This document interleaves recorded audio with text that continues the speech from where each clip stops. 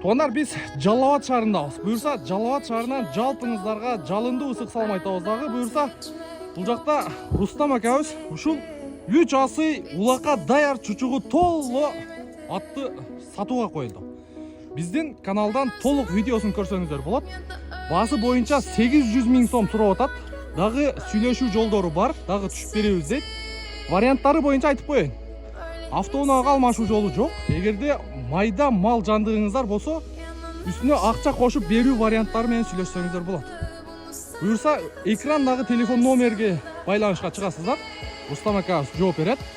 Жалал Абад шаарында болот. Чалып байланышып көрүңүздөр.